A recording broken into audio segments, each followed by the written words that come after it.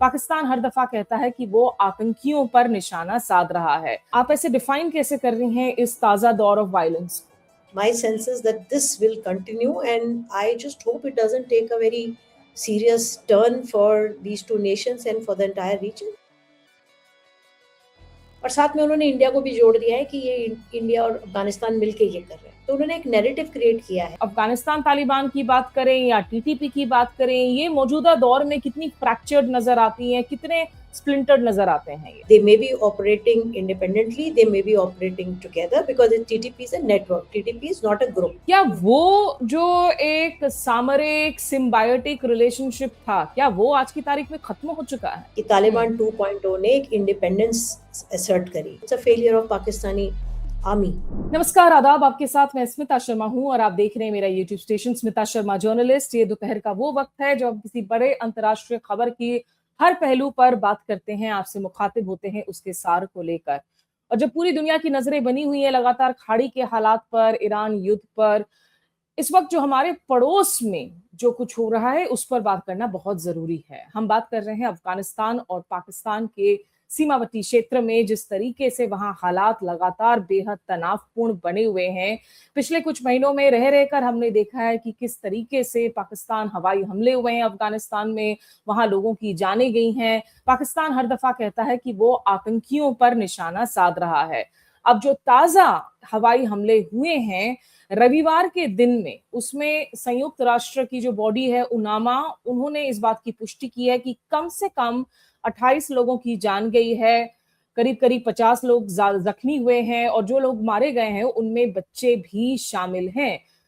United nation secretary general के जो प्रवक्ता हैं एंटोनियो ग्यूटेरेस, उनके ऑफिस में स्टेफानो जुरैक ने भी कहा है कि अपील की है कि पाकिस्तान और अफगानिस्तान अपने इस हिंसा के ताजा दौर को खत्म करे। बहरहाल इस पूरे क्षेत्र को समझने के लिए हमारे साथ खास मेहमान जुड़ रही हैं इस चर्चा में। अंजू गुप्ता जी, जो पहले भी आ चुकी है हमारे चैनल पर, रिटायर्ड आईपीएस हैं, फॉर्मर डीजीपी हैं, और इनकी एक बहुत महत्वपूर्ण किताब इस वक्त है जो आपको पढ़नी चाहिए, ग्लोबल टेरर इन साउथ एशिया, जो इस बात को ट्रेस करता है कि कैसे जो लोकल फैक्टर्स हैं, जो लोकल ऑर्गेनाइजेशंस हैं, वो जियोपॉलिटिकल फैक्टर्स की वजह से ट्रांसनेशनल टेरर ऑर्गेनाइजेशंस में तब्दील हुई हैं। पूरे दक्षिण एशिया में वो आतंक के इस नेटवर्क को, सरगना को बहुत बारीकी से तराशती हैं अपनी किताब में। बहुत शुक्रिया अंजू जी आपका हमारे साथ जुड़ने के लिए। Thank you, thanks for having me on the show. अगर मैं सबसे पहले शुरुआत कर सकूं कि क्योंकि ये पिछले कुछ महीने में रह रहकर ये वेव्स हो रहे हैं, हालांकि लास्ट ईयर कहने के लिए एक सीज फायर भी हुआ था अफगानिस्तान पाकिस्तान के बीच में, जिसके लिए भी खुद जो है डोनाल्ड ट्रंप अपनी तारीफ करते रहते हैं। इस वक्त ये स्टेट आप कैसे डिफाइन करती हैं? जैसा पाकिस्तान के डिफेंस मिनिस्टर ने कुछ वक्त पहले कहा था कि it is a state of open war, आप ऐसे डिफाइन कैसे कर रही हैं इस ताजा दौर ऑफ वायलेंस को? ये एक जी ये कंटिन्यूएशन है एफ पैक की जो टेंशन्स है उसका एक ये सिम्टम है। So the FPAC tensions are long-standing and they have not just erupted today. US withdrawal Afghanistan के बाद जब हुआ तो TTP और बलूच इंसर्जेंट्स के अटैक पाकिस्तान में बहुत बढ़ गए और वो इतने सीरियस अटैक्स हैं कि हंड्रेड्स ऑफ कैजुअलिटीज पाकिस्तान में, hundreds of their security forces हर साल हो रही हैं। 21 में, 22 में, 23 में, 24 में, 25 में, 26 में भी सिचुएशन बहुत ख़राब है। एंड पाकिस्तान ने एक तरीका ये निकाला है कि हमारे को सिक्योरिटी सिचुएशन की जो प्रॉब्लम है वो अफगानिस्तान की वजह से हो रही है, बिकॉज तालिबान शेल्टर दे रहा है टीडीपी को और बलोच ग्रुप्स को। और साथ में उन्होंने इंडिया को भी जोड़ दिया है कि ये इंडिया और अफगानिस्तान मिलके ये कर रहे हैं, तो उन्होंने एक नैरेटिव क्रिएट किया है क्योंकि उनकी सिक्योरिटी फोर्सेस जो हैं बिल्कुल फेल हो रही हैं अपनी सिचुएशन को डोमेस्टिकली कंटेन करने के लिए। So in order to strengthen that narrative, they have to keep going back to Afghanistan and keep pounding them to show that we are taking some action. जैसे अभी रेंजर्स पे attack हुआ कराची में, तो उसके बाद इन्होंने जाके ये सब अटैक कर दिए हैं इनके ग्रेटर पख्तिया रीजन में और क्लेम कर रहे हैं कि हमने इसमें जो ये टीटीपी के जो ग्रुप्स हैं जो हम पे अटैक करा जिन्होंने, हमने उनको बॉम्ब किया। So this is how they try to satisfy their domestic constituency. In fact, I would say fool their domestic constituency, because if this was working, then over the last 5-6 years there should have been some semblance of peace in that area. But it hasn't happened. Situation जो है verse ही होती जा रही है। तो broadly ये है। इस एरिया की अगर थोड़ी सी मैं बात कर लूं, थोड़ी जानकारी अगर आप हमारे दर्शकों को और दे सके, क्योंकि हम पूर्वी अफगानिस्तान के पक्तिका की हम बात कर रहे हैं, आप खुनार क्षेत्र की बात करें, पक्तिका की बात करें, इन एरियाज में आपकी क्या अंडरस्टैंडिंग है कि किस तरीके के जो संगठन है वो ऑपरेट करते हैं? और खुद अगर हम अफगानिस्तान तालिबान की बात करें या टीटीपी की बात करें, ये मौजूदा दौर में कितनी फ्रैक्चर्ड नजर आती हैं, कितने स्प्लिंटर्ड नजर आते हैं ये? देखिए, ये अगर आप Pakistani propped up social media propaganda देखें तो आपको ये नज़र आता है कि बहुत सारे जो स्प्लिंटर ग्रुप हैं वो सब टीटीपी ज्वाइन कर रहे हैं। आज की तारीख में टीटीपी को सब ज्वाइन कर रहे हैं बकौल इस प्रोपेगेंडा के, और वो नए नए से नाम भी हैं। बट जो ग्राउंड सिचुएशन खैबर पख्तूनख्वा में रही है वो हिस्टोरिकली ये रही है कि वहाँ टीटीपी एक डोमिनेंट पावर बन के निकला 2008-7 में 7-8 में अगेंस्ट द पाकिस्तानी स्टेट, जिसके काफ़ी अदर रीजंस हैं, अभी उसमें चर्चा नहीं हो सकती, लंबी डिस्कशन है। और वहाँ पे बहुत सारे इंडिपेंडेंट पश्तून कमांडर्स भी ऑपरेट करते हैं। You can call the militia, strong man, tribal leaders, right, those who wield military power, they have armed militia. So ये सब वहाँ पे ऑपरेट करते रहे for decades. Also Haqqani network जो है वो वहीं से ऑपरेट करता था, जो अब इट लुक्स लाइक कि पूरी तरह से अफगानिस्तान शिफ्ट हो चुका है, because they have become part of the political dispensation. Siraj Haqqani is the interior minister, we know that. But ये टाइप के ग्रुप वहाँ पे ऑपरेट करते रहे हैं। और अगर सोशल मीडिया को देखें तो जो फ्रैक्चर्ड है वो सब ज्वाइन कर रहे हैं टीटीपी को। और अगर आप इंडिपेंडेंटली देखें, so there also pro Pakistan army militia operating out of Khyber Pakhtunkhwa again for decades. और टीटीपी से भी ग्रुप्स निकले over period of time. Pakistani army succeeded in weaning away some of the commanders from the TTP, but you can see as the situation obtains today, इससे कोई help नहीं हुई, TTP को split करके कोई हेल्प नहीं हुई, और जो प्रोपेगेंडा है उससे भी कोई हेल्प नहीं हो रही है, बिकॉज अभी लगता है कि ये जो संगठन है टीटीपी का स्ट्रॉन्ग हुआ है। They may be operating independently, they may be operating together, because TTP is a network. TTP is not a group. Independent group है, those who have the same focus against the Pakistani security establishment. So that's how it appears to me today. लेकिन अगर हम और इतिहास की लंबी बातों के लिए आपके साथ मुझे एक लंबी चर्चा करनी होगी आपकी किताब पर, जो हम जल्द करेंगे। अफगानिस्तान तालिबान, अगर हम अफगानिस्तान में तालिबान के कंट्रोल को देखें, उसमें पाकिस्तान हमेशा से बहुत इन्वेस्टेड रहा। मतलब एक पूरा का पूरा दौर ही था जब मैक्सिमम सपोर्ट तालिबान को होल्ड ऑन पावर के लिए वो पाकिस्तान से ही मिलता था। क्या वो जो एक सामरिक सिम्बायोटिक रिलेशनशिप था, क्या वो आज की तारीख में खत्म हो चुका है? देखिए, सिम्बायोटिक रिलेशनशिप तब था जब तालिबान को इन्होंने प्रॉप अप किया। 1994 में तालिबान को प्रॉप अप जब किया गया तो पाकिस्तानी आईएसआई के ऑफिसर्स मौजूद थे। मेरा वेल डॉक्यूमेंटेड है, मैंने अपनी किताब में भी इसका तस्करा किया है। It is very clear that Pakistan has actually propped up Taliban as a Pashtun group to, unleash them against these warring commanders, tribal leaders of Afghanistan. Mujahideen तब उनको कहते थे, और पावर भी उन्होंने ग्रैब करी, और वो पावर 2001 तक चली। पूरी पावर नहीं थी तब तालिबान के पास ऑल ओवर अफगानिस्तान। उसके बाद 20 साल की वॉर ऑन टेरर चली, क्योंकि जो 9/11 अटैक हुआ उसकी जो जड़ें थी, जो उसकी रूट्स थी, वो एफपैक रीजन में थी। अफगानिस्तान में उसामा बिन लादेन और अलकायदा के कई बड़े लीडर्स मौजूद थे। इसकी पर आई वुड से कि जो इसकी कॉन्स्पिरेसी हुई वो एफपैक रीजन में हुई, क्योंकि अलकायदा के बहुत सारे बड़े लीडर्स पाकिस्तान में भी पकड़े गए, ऐसा नहीं कि अफगानिस्तान में ही पकड़े गए। और उसामा बिन लादेन कहाँ मिला अंत में? पाकिस्तान में मिला, राइट। सो हुआ क्या है कि ये एक लंबी कहानी है, जो 20 साल वॉर हुई, वॉर ऑन टेरर, जिसमें पाकिस्तानी इस्टेब्लिशमेंट ने कंप्लीट सपोर्ट दिया तालिबान को, जिसके बारे में तमाम वेस्टर्न एक्सपर्ट्स ने, सिक्योरिटी एजेंसीज ने बहुत लिखा है, बहुत एविडेंस आई है उसकी, right. Somewhere that relationship got soured, and there again it's a matter of separate discussion कि वो क्यों सार्ड हुई। बट उसका जो आपके सामने सिम्टम आया, वो सिम्टम आया that Taliban 2.0 has been asserting itself, and contrary to what everybody believed that there would be a puppet regime of ISI like before, that is not so. तो उससे ये पता चलता है कि कहीं इनकी नातफाकी इतनी स्ट्रांग होती गई कि तालिबान 2.0 ने एक इंडिपेंडेंस असर्ट करी. I think I तो ये पिछले दिनों में लगातार हमने ये भी देखा है कि पाकिस्तान के अंदर भी जिस तरीके से उनके सैन्य एसेट्स पर लगातार हमले हो रहे हैं और पाकिस्तान के सुरक्षा कर्मी भी जो हैं भारी तादाद में मारे जा रहे हैं. बहुत सारे वहाँ जिस तरीके से हमले की खबरें आ रही हैं. इन सब के बीच में जो ये ताज़ा एस्केलेशन है, फरवरी में हमने देखा एस्केलेशन को, मार्च में हमने देखा एक ड्रग रिहैबिलिटेशन सेंटर पर इनफैक्ट हवाई हमले होने से वहां करीब 100 लोगों की जान चली गई थी. मई में हमने बहुत एस्केलेशन देखा. ये एस्केलेशन आपको लग रहा है ये फिर से बढ़ेगा? क्योंकि पीछे से तो काफी प्लेयर्स हैं, सऊदी, तुर्की, कतर, जो पिछली दफा भी जो है अपनी रोल निभा रहे थे मामले को शांत करने के लिए. आपकी अभी सेंस क्या है इस ताजा एस्केलेशन को लेकर? मुझे लगता है ये एस्केलेशन चलेगी. क्यों? पाकिस्तान के पास उनके हिसाब से, और जब मैं पाकिस्तान कहती हूँ, I would say the security establishment in the lead and the political dispensation has fallen in line with the security establishment correctly. अभी वहाँ पे इमरान खान को छोड़ के कोई वॉइसेस बची नहीं है जो सिक्योरिटी एस्टैब्लिशमेंट के साथ अलाइन नहीं है. तो you can call it civ mil power structure of Pakistan today.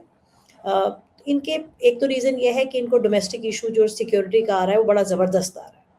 तो इनको एक्शन दिखाना है क्योंकि कंटेन ये कर नहीं पा रहे 5-6 साल में. और Pakistani army in particular has always portrayed itself as the saviour of Pakistan, कि अगर हम नहीं होंगे तो आपको हिंदुस्तान भी खा जाएगा और आपको अफगानिस्तान भी खा जाएगा और आप रहेंगे नहीं, this nation will fall apart. That is the dominant narrative. So इसका मतलब यह है कि actually speaking it's a failure of Pakistani army to provide that kind of security. And then they have problem with the Taliban-led Afghanistan on their western border, with India on their eastern border. So they are completely stretched. तो ये करते रहेंगे इस तरह की बमबारी अफगानिस्तान में दिखाने के लिए कि ये हमको जो प्रॉब्लम हो रही है, जो अटैक हुआ वो हमने पकड़ लिया, हैंडलर कहाँ बैठा था, कहाँ पे कैंप थे, हमने वो एक्शन ले लिया. Basically it's a domestic narrative, number 1. Number 2, India और अफगानिस्तान की जो भी डिप्लोमेटिक रिस्टोरेशन हुई है अक्टूबर में, जिस दिन their foreign minister mister Muttaqi was in India, उसी रात को अटैक शुरू हुआ था लास्ट अक्टूबर में. That's an indication. And Pakistani ministers have been saying it openly कि इंडिया तालिबान मिलके, अफगानिस्तान मिलके हमारे ऊपर ये कहर ढा रहे हैं वगैरह वगैरह. तीसरे, अब Pakistan establishment, and I'm again saying civ mill establishment, wants to dominate Afghanistan for trade routes and for other reasons.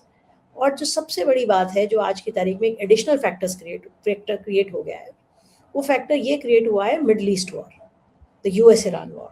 आपको पता है कि लास्ट ईयर पाकिस्तान ने in the bravado they signed strategic agreement with Saudi, right?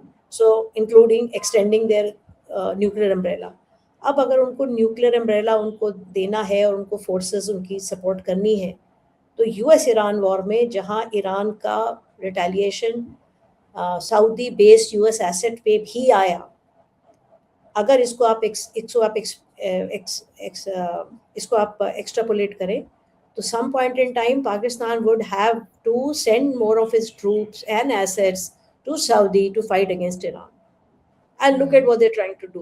They're trying to mediate, which again at the behest of China. It's not that Pakistan के पास कोई अपनी एक diplomatic heft या रिलेशनशिप है, ऐसा नहीं है. बट यस, वो सबसे बात कर लेते हैं, उनको कोई कंपंक्शन नहीं है कि हम इनसे नहीं बात करेंगे, इनसे नहीं बात करेंगे. दिस इज हाउ दे वो उनकी एक स्टेट क्राफ्ट है. तो मतलब there's also that if they let me just complete, if they up the ante with Afghanistan, which they did, जिस दिन ये वॉर शुरू हुई है यूएस ईरान की, उससे 1 या 2 दिन पहले इन्होंने बॉम्बिंग कर दी जाके जबरदस्त, और वो फिर दोबारा टेम्परेचर रेज हो गया. So that gives them an excuse to say to Saudi Arabia कि look, my situation is so dire, now I have an active western front and I have an active eastern front. ठीक है, cease fire है India से, but हमें operation Sindoor से खतरा है, वो अबेंस में है, वो बंद नहीं हुआ है, right? So this is how they can try and cleverly avoid getting embroiled in the US Iran war on the side of Saudi Arabia. कि जब भी वहां प्रेशर बढ़ता है यहाँ पे और प्रेशर बढ़ा देते हैं, ये एक एडिशनल फैक्टर है। अगर आप इसे गौर से देखें, जब भी वहां प्रेशर बढ़ेगा ये प्रेशर बढ़ा देंगे, और या इनके अटैक होगा तब ये प्रेशर बढ़ा देंगे। तो मुझे नहीं लगता this is going to go away. My sense is that this will continue, and I just hope it doesn't take a very serious turn for these two nations and for the entire region and the global community. It might. Anju ji, मैं global community की बात करूंगी in fact, लेकिन भारत के विदेश मंत्रालय ने जो बयान जारी किया उसमें उन्होंने कहा कि India strongly condemns air strikes by Pakistan on Afghan territory, और एक तरफ जहां शोक जताई जो अफगानिस्तान परिवार वालों के जाने गई हैं, अपने अपनों को खोया है, वहां पे उन्होंने ये भी लिखा कि it reflects Pakistan persistent pattern of reckless behaviour and its future attempt to externalise internal failures through desperate acts of violence beyond its borders. Bharat मजबूती के साथ इन तमाम आरोपों का खंडन जरूर करता है, खारिज करता है कि भारत की कोई इन्वॉल्वमेंट है अफगानिस्तान के साथ, पाकिस्तान के अंदर जो हमले हो रहे हैं उसमें। लेकिन एक तरफ जो पाकिस्तान की मध्यस्थता की हम बात कर रहे हैं, चाहे उनकी जो भी वजह हो, पीछे से उनको कोई भी पपेट के तौर पर इस्तेमाल कर रहा हो, नहीं कर रहा हो, एक ऐसे हालात में जहां हम देख रहे हैं डोनाल्ड ट्रंप, मार्को रूबियो, इन लोगों के रिश्ते पाकिस्तान के साथ वापस से डेजावू 90s 2003 वाली याद दिला रही है। उनकी परिवार वालों को वहां पाकिस्तान में बिटकॉइन से लेकर दूसरे निवेश में फायदा हो रहा है, वो उनकी वाहवाही कर रहे हैं। दूसरी बात है, ईरान खुद जो है एक इस्लामिक सिक्योरिटी अलायंस की बात कर रहा है, और ईरान के रिश्ते ऐसे भी पाकिस्तान के साथ प्रॉब्लम्स रहे थे लेकिन मजबूत भी रहे हैं, और उसमें रिलीजियस रीजंस भी हैं, उसमें ज्योग्राफिक रीजंस भी हैं। तो ऐसी हालत में जब पाकिस्तान एक प्रोमिनेंट मीडिएटर के तौर पर आज रोल प्ले कर रहा है, क्या आपको लग रहा है कि उसकी इस नैरेटिव के लिए बायर्स ज्यादा बड़े हैं ग्लोबल स्टेज पर, जो वो शख्स बार बार उंगली जो है इंडिया की ओर पॉइंट आउट कर रहा है? देखिए, डिप्लोमेसी में एक चीज क्या होती है कि डिप्लोमेसी में ऑप्टिक्स इंपॉर्टेंट होती है, और optics does not mean substantive support to the narrative. There may be optical support for this kind of a narrative and also, but substantive support मुझे नहीं लगता मिलेगी, बिकॉज अफगानिस्तान भी बताया जा रहा है कि कैसे पाकिस्तानी हमले कर रहे हैं, इंडिया भी बताया जा रहा है, प्लस जो उनका इंटरनल आप स्थिति देखिए, you know, Imran Khan has been locked up unjustly, वो इलेक्शन चोरी किया गया, उनको भेजा गया, वो भी वही है. I am not taking his side, all that I am saying is look at the power play with in Pakistan. And उसके बाद अब महरंग बलोच को इन्होंने सेंटेंस करा दिया है किससे, एंटी टेररिस्ट कोड से. या she is just a 33-year-old woman. या एंड अब ये पीओके में इन्होंने क्या किया है, पीओके में भी जो मास मूवमेंट थी उसको इन्होंने प्रोस्क्राइब कर दिया है, किसमें किया है, एंटी टेरर एक्ट में. पश्तून इंसर्जेंसी जो है उसको भी हाई हैंडेडली ट्रीट करते हैं. So Pakistan actually is in a deep state of stress, political stress. और जो वहाँ के लोग हैं, मेरा सेंस ये है कि they can see this power play and they can see this cunningness, but unfortunately अभी क्या है कि सिव मिल लव अफेयर चल रहा है. इमरान खान को बंद कर दिया गया और जो बाकी मेन प्लेयर्स हैं वो सब टीम बी बन गई है सिक्योरिटी स्टैब्लिशमेंट की. सो इसलिए वो जॉइंटली हैंड इन हैंड घूम रहे हैं पूरी दुनिया में, but that does not mean that people are not able to see through that. हाँ, short term Pakistan may be able to ward off pressure against their own abuses vis-a-vis Imran Khan, Baloch, Pashtuns, POK, right, and their support to terror. For the short term में इनको reprieve मिलेगा, definitely मिलेगा, because this is power politics, right? And diplomacy about optics is about substance, दो different level पे काम करती हैं. Substantive आपको नजर नहीं आएगा जल्दी, पर optics जो है वो दिख रही है. बट मुझे लगता है कि मेरा असेसमेंट है कि ये लॉन्ग टर्म में पाकिस्तान लूज करेगा, because it will kind of dull you into believing that you know now I have seat at the high table, you know, we are, everybody is eating out of hand, we are the deal maker. अभी तो वो deal भी गिरी जा रही है. और ये जो इनका रोल है इस मिडिल ईस्ट में, ये मैं दोबारा कहना चाहूँगी, ये चाइना की बिडिंग कर रहे हैं, not as a puppet but as a junior partner, because they really needed a Muslim country to actually get talking, whatever had to be done. So last two questions then, जो global community की हम बात कर रहे थे, यहाँ पर दो कंट्रीज के स्टेक्स के बारे में बात करना चाहूंगी मैं. एक, आपने चाइना का जिक्र किया, और चाइना के BRI प्रोजेक्ट का हिस्सा अफगानिस्तान और पाकिस्तान दोनों है. सीपेक पाकिस्तान से रन करता है. तो चीन क्या इस एस्केलेशन में, इस तरह के अभी तक जो भी एस्केलेशन की साइकिल्स हुए हैं, क्या चीन ने डायरेक्टली कोई रोल प्ले की है उसको रोकने के लिए? क्या वो रोल प्ले कर रहा है? चीन ने भी देखिए दोनों साइड्स को बुला के, और because China has established its own relationship with Taliban led Afghanistan. That is the behavior of a superpower, right? Whatever be their relationship with Pakistan. And what I've seen over the last couple of months, that China is really trying to bring them together to sort out their issue. China को suit नहीं करता इस तरह की skirmishes. Afghan Pakistan का झगड़ा जो भी इनके बीच में है वो चाइना को नहीं सूट करता, ना strategically, not economically, and not in terms of expanding its influence across the Middle East, because AfPak बीच में पड़ता है साउथ एशिया के और मिडल ईस्ट के. तो China as a super power, as a regional power, Asiatic power try कर रहा है दोनों साइड्स को लाने की, but it seems to be failing because Pakistan has its own reasons to continue with this. Okay. And finally रूस के बारे में हमने पिछले दिनों देखा था कि जो अफगानिस्तान तालिबान के डिफेंस मिनिस्टर हैं मुल्ला मोहम्मद याकूब, वो मॉस्को गए थे. वहां जाकर जो है एक सैन्य तकनीकी समझौते की बात की गई और वापस आकर उन्होंने ये तक दावा किया कि एक ऐसा इनिशिएटिव है जो प्रिवेंट करेगा पाकिस्तान के स्ट्राइक्स अगेंस्ट अफगानिस्तान. अब बहुत सारे लोग उनको ढूंढ रहे हैं उस बयान के बाद से कि क्या हुआ भैया तेरा वादा और तेरा दावा. बट रशिया के रोल को still in the current circumstances of कैसे? देखिए, फॉर डेकेड्स रशिया और USSR erstwhile was a direct neighbour to Afghanistan. और अगर आप हिस्ट्री देखें तो Russia, USSR played a very important role in Afghanistan. उनके बहुत स्ट्रॉन्ग इम्पैक्ट है, हिस्टोरिकली है. फिर जब यूएसएसआर ब्रेकअप किया तो सेंट्रल एशियन स्टेट्स आ गई. कह रहे नहीं, आगे कहानी हमको सबको पता है, प्रॉक्सी वॉर क्या हुई और उसके बाद क्या हुआ. Russia definitely has a very keen interest in the stability of Afghanistan because of drugs, because of criminal networks, and generally because Afghanistan borders Central Asia, where Russia has a direct interest. So to that extent, China also has a direct interest in the stability of Central Asia today, right? So जो ये इन्होंने जो कुछ भी कहा, I don't want to comment on the political comments that Mr. Yaqub made. I would only say that it actually tells you, and में एक चीज मुझे याद आ गई, रशिया ने ही तो अभी तक रिकग्निशन दिया है formal Taliban, right? So that means Russia can go on the path of strengthening their military engagement in terms of joint exercises or in terms of giving them more military support, etc. But ये मुझे नहीं लगा था याकूब की बात से कि कोई रशियन फोर्सेस आ जाएंगे against Pakistan. I don't think that is happening.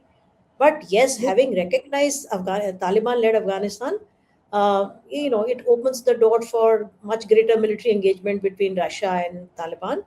But I don't think it will be reckless. I don't think Russia will do anything reckless. नहीं, उस हिसाब से तो खैर पाकिस्तान और रशिया के भी हमने पिछले कुछ सालों में देखा है कि उनकी मिलिट्री कोऑपरेशन भी कहीं ज्यादा बढ़ी है, जिसको लेकर कभी कभार जो है भारत में भी चिंताएं जाहिर की जाती है गिवन मॉस्को एंड दिल्ली के रिलेशनशिप. बट ये एक बहुत ही पेचीदा क्षेत्र है, एक चेस बोर्ड है जियोपॉलिटिकल पावर का, जिसमें हर कोई अपने मोहरों को चलाने की कोशिश कर रहा है. अंजू जी, लाइक ऑलवेज बहुत शुक्रिया आपका हमारे साथ जुड़ने के लिए and for your insights. Always a pleasure listening to you. Thank you so much.